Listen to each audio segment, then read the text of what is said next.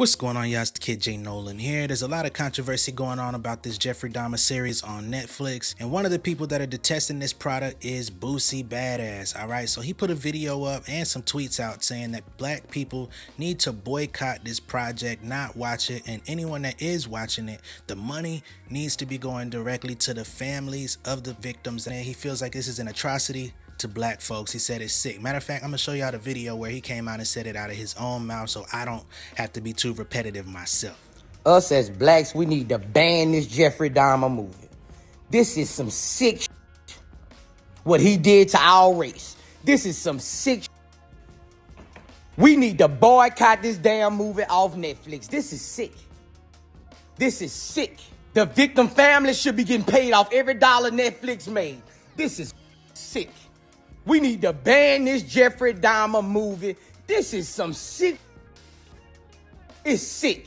So this docudrama premiered on Netflix on September 21st, boasting a star-studded cast including Evan Peters as Jeffrey Dahmer, Molly Ringwald as the mother, and Niecy Nash as Glenda Cleveland, the woman who calls police eventually that led to Jeffrey Dahmer's arrest. However, the show was quickly met with backlash. This is the third Jeffrey Dahmer story that's been released since 2002, so people are pretty angry, like why do they keep recreating this story? Families of the victims are pretty much frustrated with the fact that this story keeps getting rehashed because they're basically having to relive their trauma. I mean, this is not like Michael Myers or Friday the 13th or anything where it's completely fictionalized and you can kind of just go all out gore, violence, whatever, and it's like without consequence. No, these are real people's stories. Y'all are actually depicting what the victims look like and act like. Y'all are actually recreating scenes and real things that actually happen in real life. So I do understand that that can be a trigger for the people that are actually associated with these events that happen. The thing about this Netflix story is that it actually broke records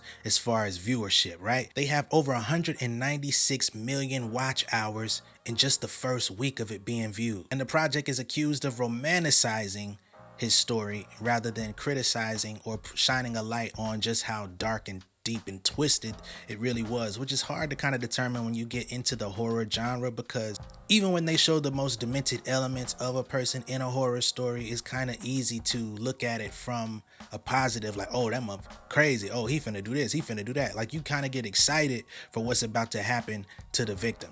So I don't think there's any proper way to take that story and show just how bad this person was without it continuing to give him a higher profile anyway. Now, the public outcry did increase when Rita Isbell came out. Her sister was actually one of the victims, and she penned an open letter for Insider in which she denounced this latest presentation of the story. And again, she says that she's reliving it all over again.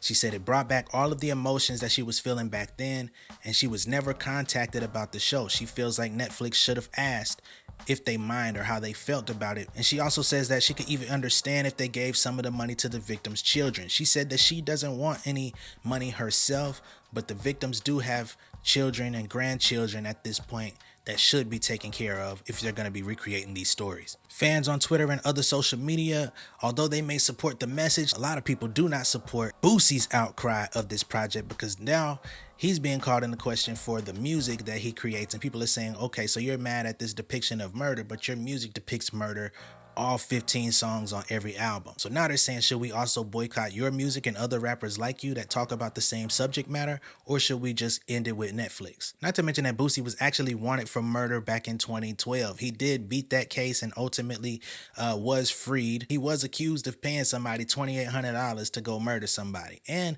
I think the co-defendant in his case actually admitted to murdering 9 people. So it's not like Boosie has a very large 6 degrees of separation from this type of thing as well. But I digress. He was found innocent, so I can't say too much more to criticize Boosie on this matter, but it does seem a little funny in the light, you feel me? At any rate, man, it's time for y'all to go ahead and chime in down below in the comments. Let me know what you guys think. Do you think Boosie is right? Are you watching the Jeffrey Dahmer story Monster on Netflix? Are you actually sitting out and waiting on something else to come out? What are your thoughts on it, man? Let me know. Be sure to like and share this video. And if this is your first time seeing me on YouTube, be sure to subscribe to the channel. All right, hit that post notification bell for all updates, and I'll see you guys on the next one. Peace.